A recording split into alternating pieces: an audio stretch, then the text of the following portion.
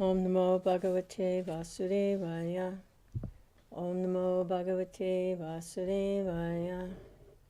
Om Namo Bhagavate Vasudevaya. It's the Srimad Bhagavatam,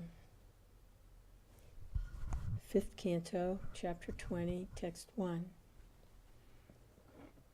as translated with commentaries by His Divine Grace, A.C. Bhaktivedanta Swami Prabhupada, Founder Acharya, the International Society for Krishna Consciousness. And we read the summary earlier in another session, and so these descriptions of the universe really challenge the faith of a lot of people, because the tendency for those in material consciousness is to see things materially, in material consciousness. But it's a very material perception of the world is a very limited perception. And even we find this scientific method for studying and analyzing the material nature is always changing. Like first there was Galileo and his structure of the universe, then Newtonian. Later on, Newton came out with, expanded on that and showed that some of these previous laws and rules of how the universe is structured and how it functions didn't cover all circumstances. And then we come into quantum physics in the present time. And as it advanced and as detailed and as in-depth the studies are in quantum physics, the scientists have to admit that it does not hold true in all circumstances. So there are higher and higher levels, more and more expanding, because the Lord's energy is unlimited. Not just his spiritual energy unlimited, but his material energy is also unlimited, endlessly mutable, because the Lord himself is unlimited. There are no limitations in the Supreme Personality of Godhead, either materially or spiritually. And the tendency for those that identify with a material body is to put limitations. Identifying with a material body is a limitation. This is who I am. I'm limited to this. But it's not a fact.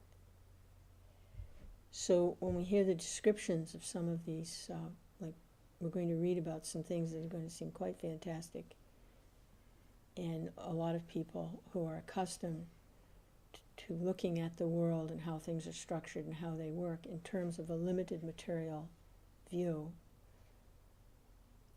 sometimes they have a lot of trouble with these things. And they hear this, particularly this 5th canto of Bhagavatam. It's very challenging for the scientists. So, for the transcendentalist who's on the spiritual platform, who has realization to one degree or another that we're spirit, we're not material, then when we hear from these spiritual authorities on the actual structure of the universe in terms of spiritual energy, not limited by material science, then we don't have any trouble with it. We can accept it. It's amazing, but it's not unbelievable phantasmagoria or fables or fairy tales or symbolism. No, it's spiritual reality. There are different natures. There's material nature, and there is spiritual nature. So I'm going to start with text 1.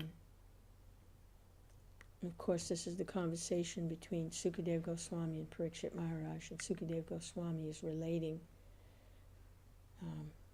his transcendental messages. So the great sage Sukadeva Goswami said, "Hereafter I shall describe the dimensions, characteristics, and forms of the 6 islands, beginning with the island of Plaksha."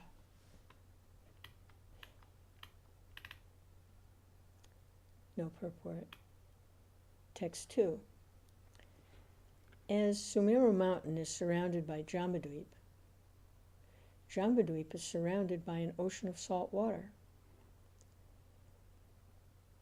The breadth of Jambudvip is 100,000 yojanas, or 800,000 miles, and the breadth of the salt water is the same. As a moat around a fort is sometimes surrounded by garden-like forest, the saltwater ocean surrounding Jambudvip is itself surrounded by Plakshadvip.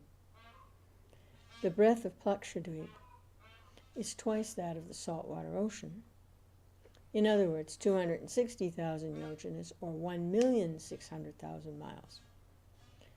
On Plakshadvip there is a tree shining like gold and as tall as the Jambu tree on Jambudvip. At its root is a fire with 7 flames. It is because this tree is a Plaksha tree, the island is called Plakshadvip. Plakshadvip was governed by Idmajiva, one of the sons of Maharaj Priyavrata. He endowed the 7 islands with the names of his 7 sons and divided the islands among the sons, and then retired from active life to engage in the devotional service of the Lord.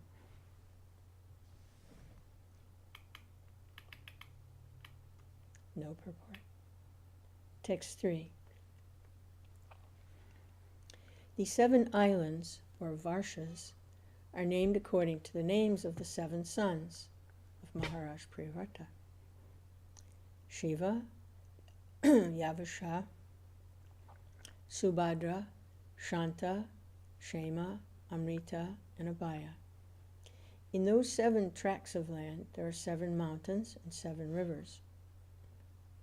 The mountains are named Manikuta, Vajrakuta, Indrasena, Jyotishman, Suparna, Hiranyastiva, and Megamala, and the rivers are named Aruna, Nrimna, Angirasi, Savitri, Saptabhata, Ritambara, and Satyambar.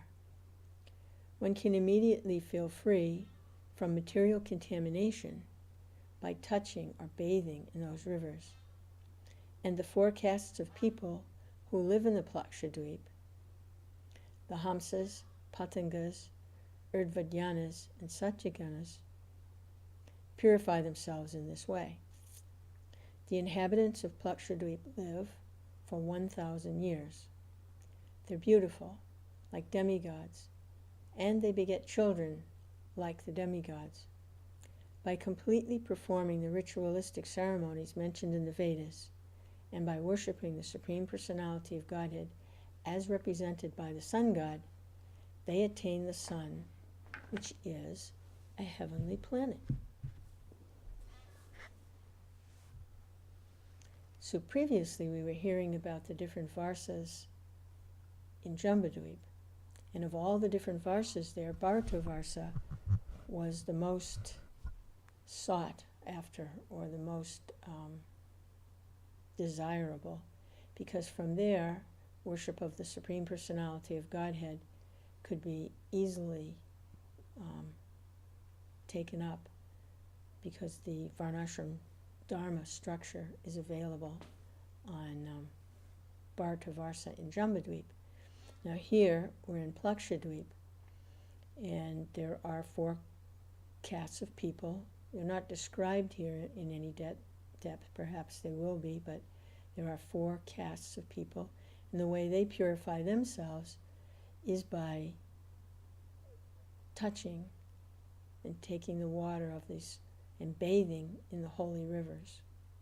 And that's how they get purified, is they take shelter of the holy rivers. Their lifespan is 1,000 years. They're very beautiful, and they beget children like the demigods. I'm not sure what that means. Perhaps Prabhupada will discuss it, whether the way they conceive children is in the same way demigods conceive children, and that may be a little different from the way we conceive children. I don't know. Or maybe their children, when they're conceived, are like demigods. Anyway, perhaps it will be discussed. But this is, by mentioning that they're beautiful like demigods and they beget children like demigods, then you can understand it's probably a pretty heavenly environment. What they do from here, where they go, those that are in this area, Plakshadweep, and who are behaving in this way, says they perform ritualistic ceremonies mentioned in the Vedas and worship the Supreme Personality of Godhead through the sun god, and then they attain the sun planet, which is a heavenly planet. So that's Plakshadweep, and there's a tree there we were reading earlier. There's a giant tree, shining like gold, and it's as tall as the Jambu tree. Now, I believe the Jambu tree was on one of the other varsas in Jambudweep, and from that tree, giant mangoes, was it mangoes? I believe it was giant mangoes crashed to the earth and made a river, and when that river dried, it was actually became gold. But now this tree in Plakshadweep, it's a Plaksha tree. It's not a Jambu tree, it's a Plaksha tree.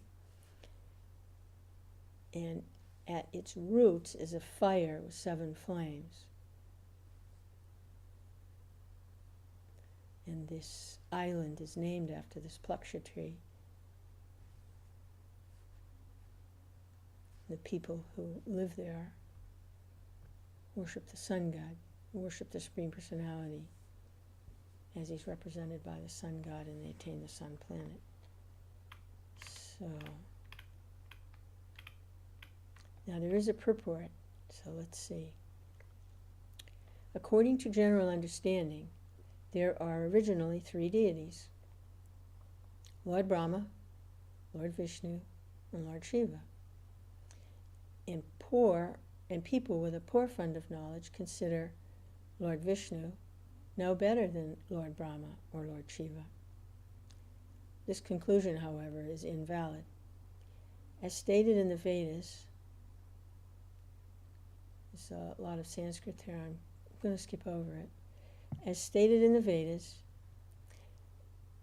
translated, this means that the Supreme Lord, who accepts and enjoys the results of Vedic ritualistic ceremonies, technically called Ishtapurta, who maintains the entire creation, who supplies the necessities of all living entities, Eko Bahunam Yo Vidadhati Kaman, and who is the central point of all creation, is Lord Vishnu. Lord Vishnu expands as the demigods known as Agni, Vayu, Surya, and Chandra, who are simply parts and parcels of his body. What Krishna says in Bhagavad Gita, Ye pyanya devata bhakta, ya jainta shrayanvita, te pimam ivakanteya, yajanti abidhi purvakam. Devotees who worship the demigods with firm faith worship me also, but not according to regular principles.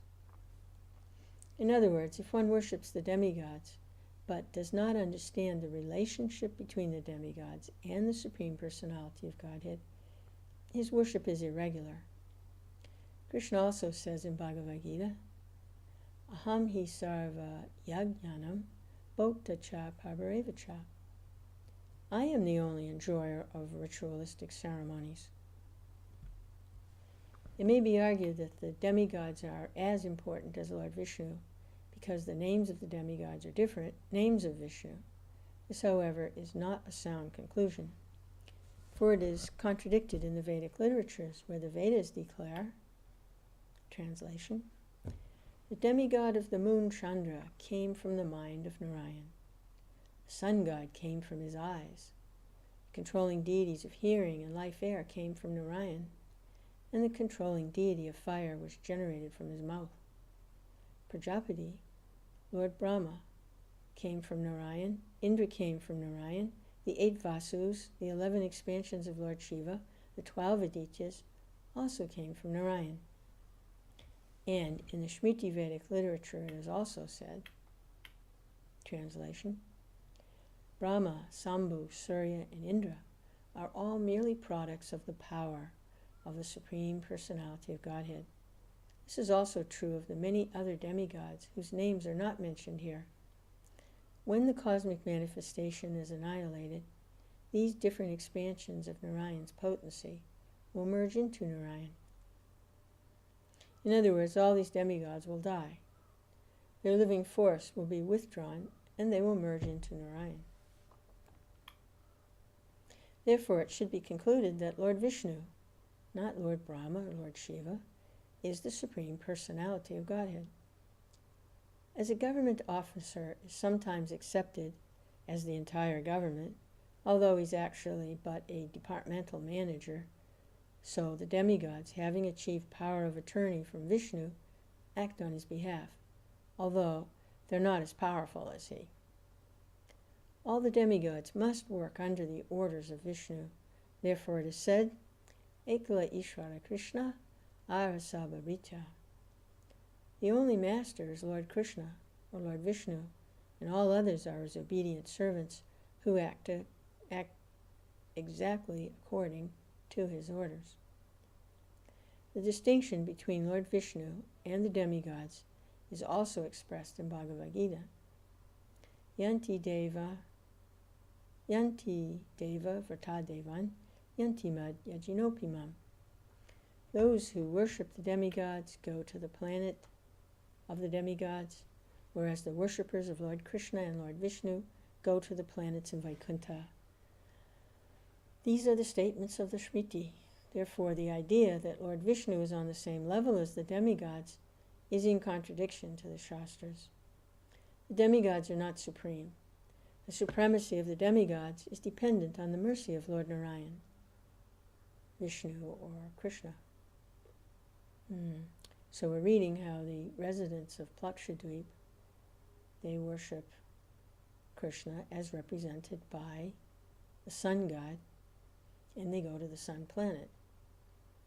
So Prabhupada is clarifying in several different ways who the demigods are, how they're manifested, and what in relationship to Krishna. So they're manifested from Krishna in different parts of his body. Say Surya is manifest from his eyes. Chandra is manifest from his mind.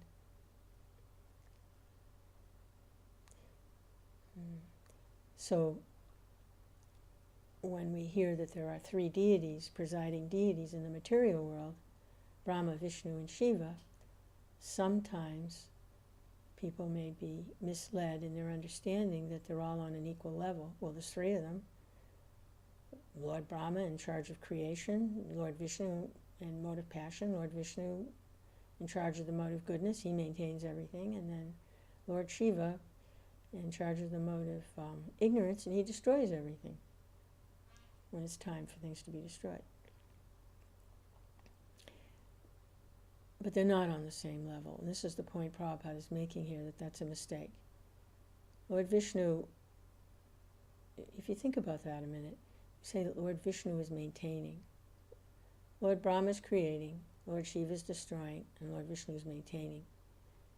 So Lord Vishnu is maintaining everything. He's even maintaining Lord Brahma and Lord Shiva. So his position is a little different. when Lord Shiva destroys, he doesn't destroy Krishna. And when Lord Brahma creates, he doesn't, when Lord Shiva destroys, he doesn't destroy Vishnu. And when Lord Brahma creates, he doesn't create Lord Vishnu.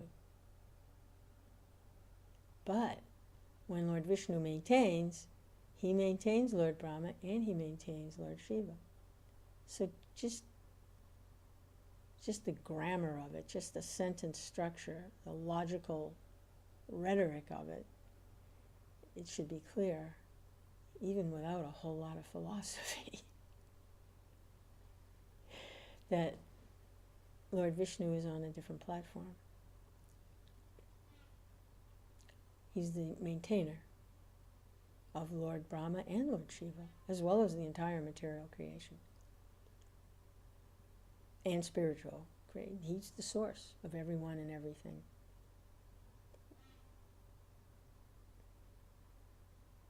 So,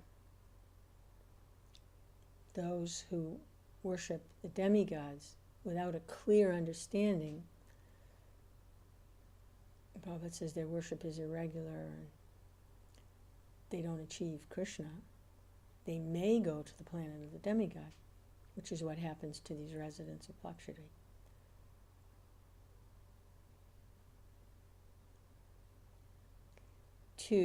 And they live for 1,000 years and everything's very, very nice, and then they go even higher in terms of material sense gratification.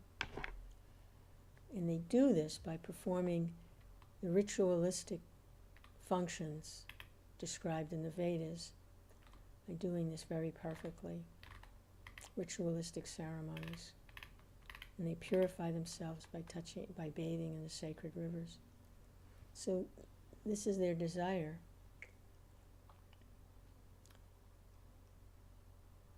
Somehow or other, they took birth on Lakshadweep. So it's a gradual process. They came from somewhere, and they were somehow qualified by their pious activities in the performance of ritualistic ceremonies and austerities or whatever it is they were performing in order to take birth on Lakshadweep. And then from Lakshadweep, they get some rewards, and the next jumping off point after Lakshadweep is the sun planet. In this way, the living entities are traveling through the universe. Sometimes they're going higher, and sometimes they're slipping down and falling lower. But they're traveling throughout the material creation, from planet to planet, from Varsa to Varsa, in search of pleasure. So these living entities in Lakshadweep go to the sun planet. Text 5.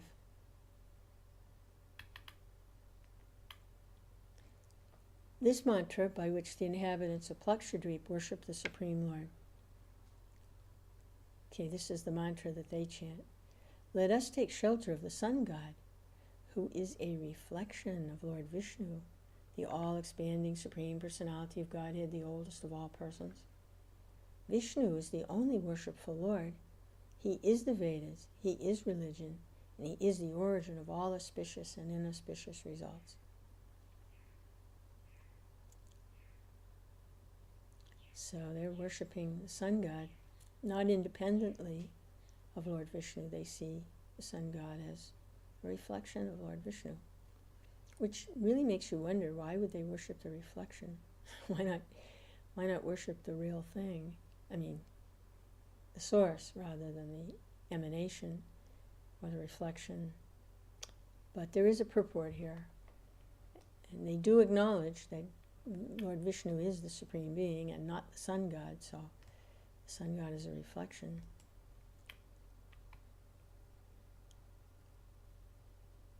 And in the previous verse, they worship the sun god as a representation of Lord Vishnu.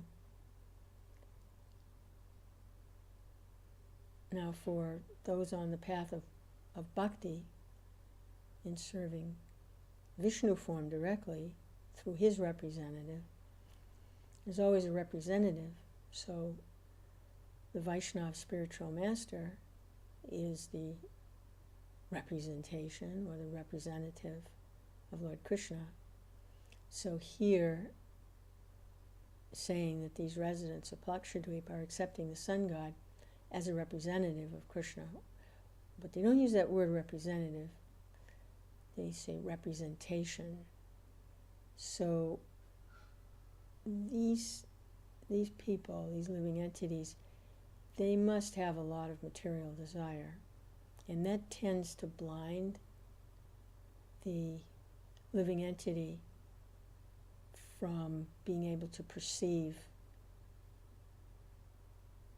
the actual transcendental ecstasy and devotion. So sometimes people are very attracted to the opulence and the majesty, and if there's a lot of material desire there, then they will approach in that way, not knowing or not being able to perceive that there is something else even more valuable. So they know if they behave like this and they approach the sun god as a representative of the Supreme, then their desires will be fulfilled. But their desires aren't for pure devotional service. Their desires are to go to the sun god's planet and enjoy. So that's what's happening on Plakshadweep. That's why Bhartavarsa, situated on Jambudweep, is more desirable.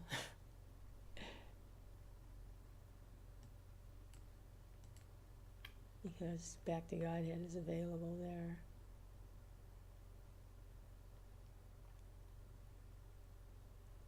All right, there's a purport here, Prabhupada's purport.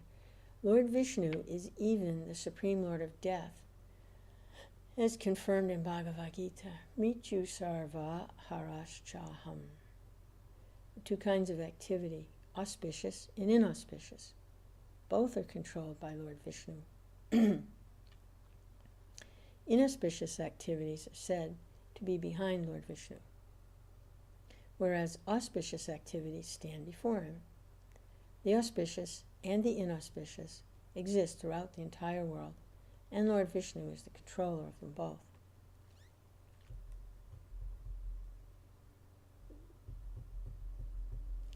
In regard to this verse, Madhvacharya says, there are many lands, fields, mountains, and oceans throughout the creation, and everywhere the Supreme Personality of Godhead is worshipped by his different names. Srila Viraraghava Acharya explains this verse of Srimad Bhagavatam as follows. The original cause of the cosmic manifestation must be the oldest person, and must therefore be beyond material transformations. He's the enjoyer of all auspicious activities and the cause of conditional life and also liberation. The demigod Surya, who's categorized as a very powerful jiva, or living entity, is a representation of one of the parts of his body. We are naturally subordinate to powerful living entities. Therefore, we can worship various demigods as living beings who are powerful representatives of the Supreme Personality of Godhead. Although the worship of the sun god is recommended in this mantra, he is worshipped not as the Supreme Personality of Godhead, but as his powerful representative. In Canto Upanishad it is said, O Nachiketa, the expansions of Lord Vishnu as the tiny living entity and the Supersoul are both situated within the cave of the heart of this body. Having entered that cavity, the living entity, resting on the chief of the life heirs, enjoys the results of activities, and the Supersoul, acting as witness, enables him to enjoy them. Those who are well versed in knowledge of Brahman and those householders who carefully follow Vedic regulations say that the difference between the two is like the difference between a shadow and the sun. In Svetasvatara Upanishad, it is said, the Supreme Lord, the creator of this cosmic manifestation, knows every nook and corner of his creation. Although he is the cause of creation, there's no cause for his appearance. He's fully aware of everything. He's the super soul, the master of all transcendental qualities, and he's the master of this cosmic manifestation in regard to bondage, to the conditional state of material existence, and liberation from that bondage. Similarly, in the Taittiriya Upanishad, it is out of fear of the Supreme Brahman that the wind is blowing, out of fear of him that the sun regularly rises and sets, out of fear of him that fire acts. It's only due to fear of him that death and Indra, the king of heaven, perform their respective duties. Wow, out of fear. Hey, Krishna. And then you see the demigod, when Lord Krishna appears as Lord Nrsimhadev and destroys Hiranyakashipu, and that really is quite a dynamic scene, tearing him apart. Appears as half lion, half man, and tears apart this big demon. The little boy, Prahlad, is standing there, and he's not afraid. But the demigods are also there, but they're seeing the anger of Lord Nrsimhadev, and they're afraid. They're afraid to approach him. They're afraid to go near him. Prahlad's not afraid. Oh, this is my Lord. So here we get a little verse describing how the wind is blowing out of fear, and the sun is shining out of fear. But the devotee's not chanting Hare Krishna out of fear. Well, maybe fear of the material energy, that's another thing, but not fear of Krishna.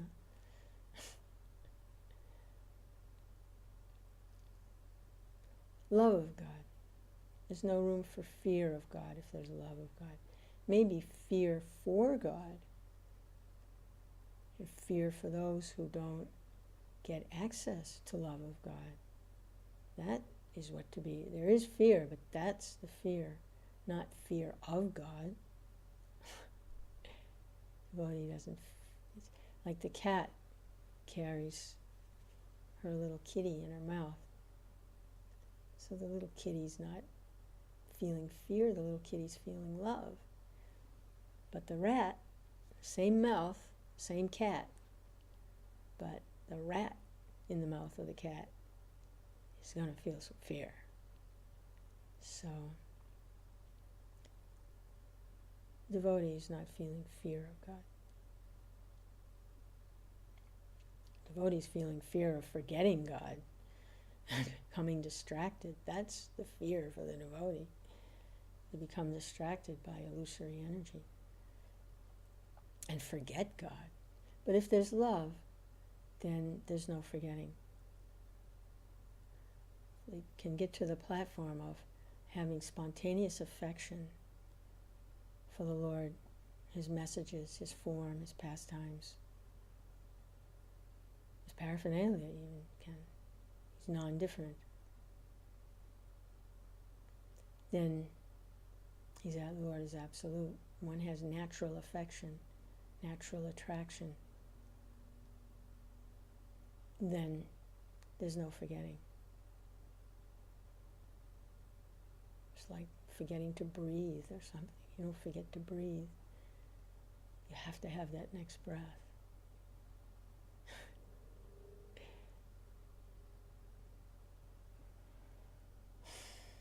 So,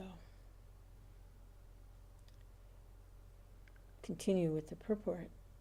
As described in this chapter, the inhabitants of the 5 islands, beginning with Plakshadweep, worship the sun god, the moon god, the fire god, the air god, and Lord Brahma, respectively. Okay, so these are the 5 islands outside of Jambudvip. We've just had a description of the first one, Plakshadweep, where they worship the sun god. The other ones, they're going to be worshiping the moon god, the fire god, the air god, and Lord Brahma. And evidently, we'll be hearing their mantras and their prayers and where they go, their lifespans. We'll hear about the universe, the other inhabitants of the universe. Although they engage in the worship of these 5 demigods, however, they actually worship Lord Vishnu, the supersoul of all living entities, as indicated in this verse by the words, Pratnasya Vishnu Rupam. Vishnu is Brahma, Amrita, Mritu, the supreme Brahman and the origin of everything, auspicious and inauspicious. He's situated in the heart of everyone, including all the demigods. As stated in Bhagavad Gita, Kamaistastai ritagyana prapadyante nadevata. Those whose minds are distorted by material desires surrender unto the demigods. People who are almost blind because of lusty desires are recommended to worship the demigods, to have their material desires fulfilled. But those desires are not fulfilled by the material demigods. Whatever the demigods do is done with the sanction of Lord Vishnu. People who are too lusty worship various demigods instead of worshiping Lord Vishnu, the supersoul of all living entities. But ultimately it is Lord Vishnu they worship because he's the supersoul of all demigods.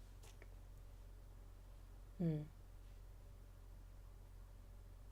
these people aren't demons. They just have a lot of material desire. But they're approaching Krishna through the demigods. This is obviously Krishna's arrangement. This is Krishna's arrangement. They're approaching him in this way, and he's fulfilling their material desires through the different demigods.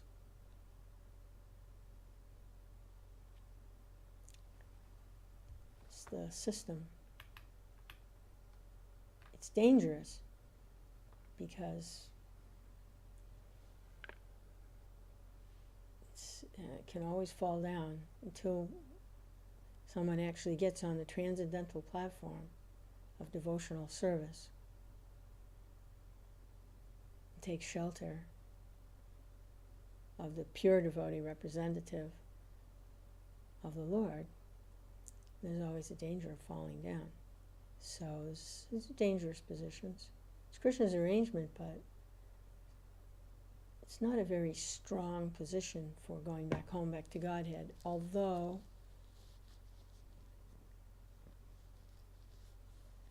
it is supportive, because they have material desires that they are so attached to, they're actually blinded by it. Prabhupada says practically blinded. You can't approach the supreme transcendence blinded by material desire. And yet they understand that Vishnu is the Supreme Lord, but they can't approach because they're blinded. So you approach through the demigod. He's my representative. You get your material desires fulfilled, and we'll go from there.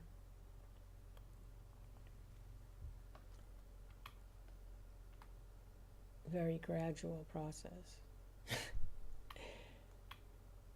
Text 6. Whereas Lord Chaitanya's process is back home express. Chant Hare Krishna. Whether you're full of material desires, you have no material desires, whatever, you take shelter of Lord Chaitanya's Sankirtan movement, and you go back home, back to Godhead. It's back home express.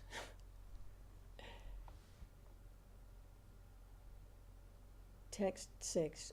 O King, longevity, sensory prowess, physical and mental strength, intelligence, bravery are naturally and equally manifested in all the inhabitants of the 5 islands headed by Plakshadweep.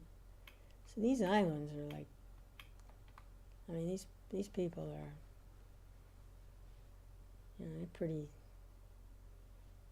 they're not degraded.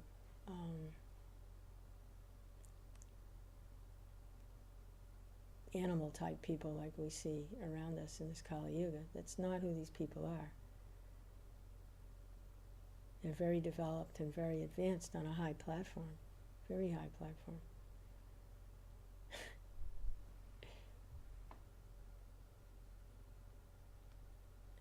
Text 7 is no purport. Lakshadweep surrounded by an ocean of sugarcane juice, equal in breadth to the island itself. Wow, an ocean of sugarcane juice.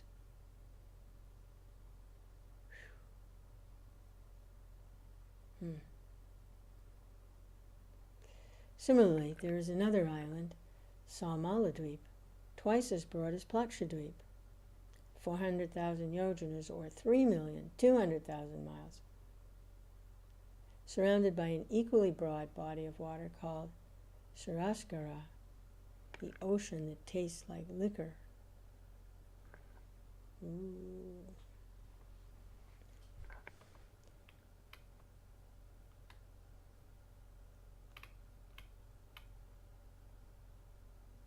And there is no purport for that. We have text 8.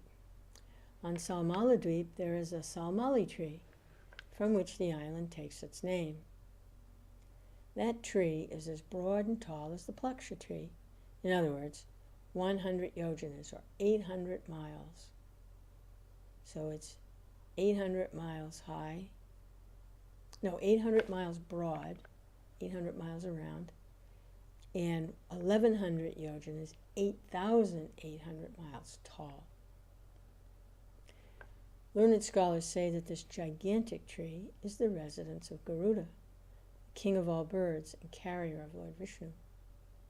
In that tree, Garuda offers Lord Vishnu his Vedic prayers.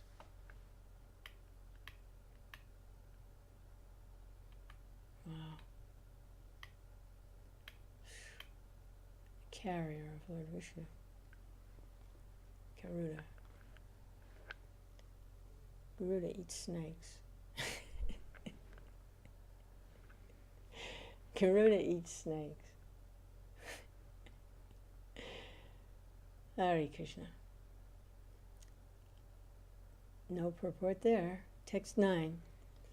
The son of Maharaj Priyavrata named Yagnabahu, the master of Salmaladweep, divided the island into 7 tracts of land, which he gave to his 7 sons. The names of those divisions, which correspond to the names of the sons, are Surochana, Somanasya, Ramanaka, Devadarshi, Paribhadra, Apyayana, Avigyata. And there's no purport there. Text 10. In those tracts of land are 7 mountains: Swaras, Satashringa, Vamadev, Kunda, Mukunda, Pushpa, Varsha, Sahasrashruti. And there are also 7 rivers: Anumati, Shinavali, Sarasvati, Kuru, Rajani, Nanda, and Raka. They are still existing.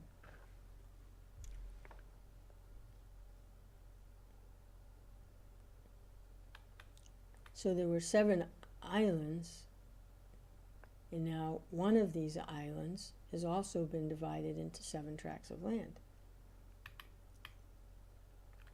And Salmaladweep, the son of Priyavrata,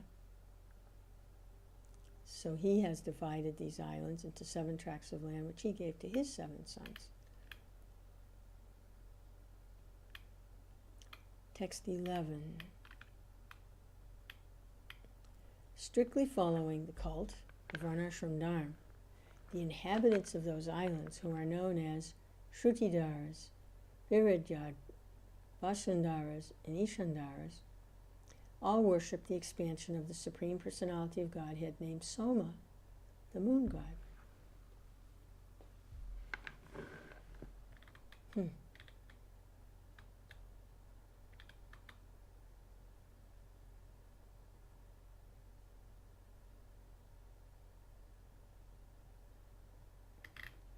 Okay.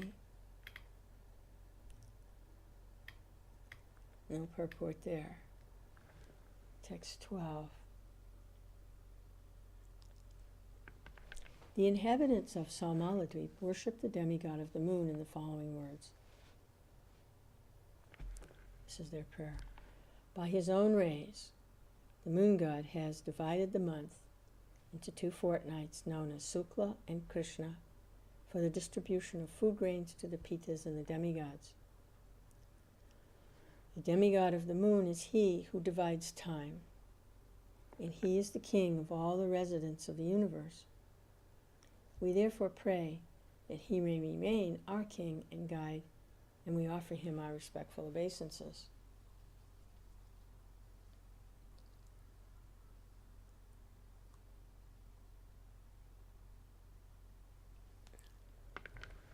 There is no purport there. It's text 13.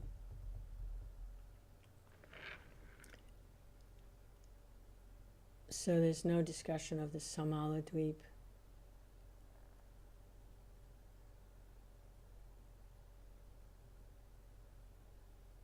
Although there is a purport coming up. Let's read the next verse. It's text 13.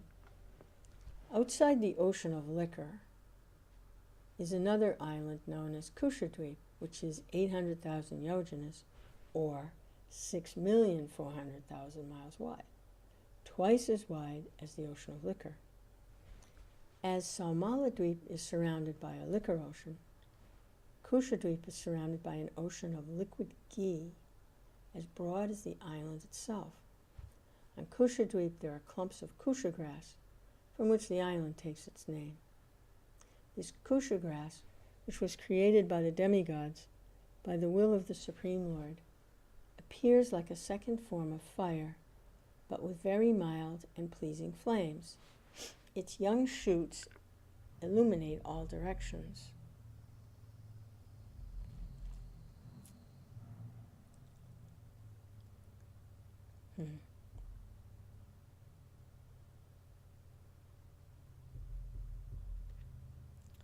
And there's a small purport here. From the descriptions in this verse, we can make an educated guess about the nature of the flames on the moon. Like the sun, the moon must also be full of flames, because without flames there cannot be illumination. The flames on the moon, however, unlike those on the sun, must be mild and pleasing. This is our conviction. The modern theory that the moon is full of dust is not accepted in the verses of Srimad Bhagavatam. In regard to this, Srila Vishwanath Chakravarti Thakur says, Kusha grass illuminates all directions, but its flames are very mild and pleasing. This gives some idea of the flames existing on the moon.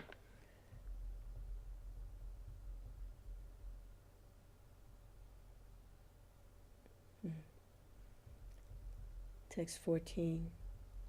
O king, another son of Maharaj Priyavata, Hiranyareta, was the king of this island. He divided it into 7 parts, which he delivered to his 7 sons, according to the rights of inheritance. The king then retired from family life to engage in austerities. The names of those sons are Vasu, Vasudan, Vridaruchi, Shruchavrata, Nabhigupta, Vivikta, and Vamadev. So that's Kushadweep.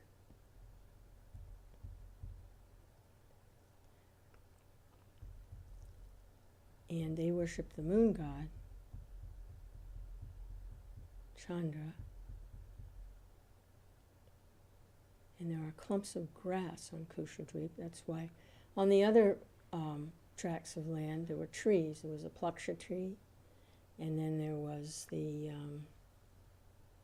what was the other tree? There was another tree, plaksha tree, and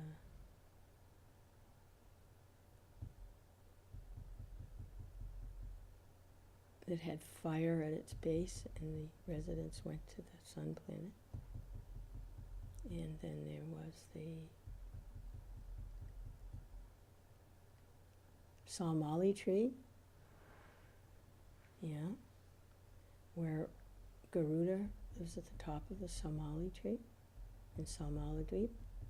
And here we have grass very famous kusha grass, which appears like a second form of fire, very mild, pleasing flames. So it's not a tree on Kushadweep, it's this extraordinary grass, which is very pleasing.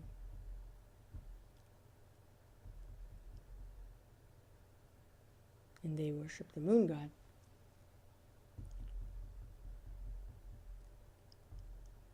Text 15. In those 7 islands, there are 7 boundary mountains known as Chakra, Chatushringa, Kapila, Chitrakuta, Devanika, Urdhvarama, and Dravina.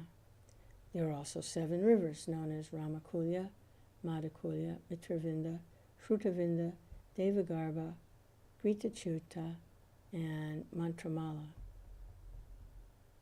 Text 16. The inhabitants of the island of Kushadweep are celebrated as the Kushalas, Kovidas, Abhiyuktas, and Kulikas. They are like the Brahmin, Kshatriya, Vaishya, and Sudra, respectively. By bathing in the waters of those rivers, they all become purified. They're expert in performing ritualistic ceremonies according to the orders of Vedic scriptures.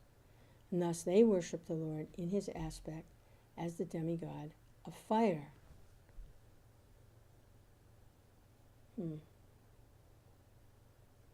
Okay, so I made a mistake. I said that they worship the moon god because I jumped to a conclusion.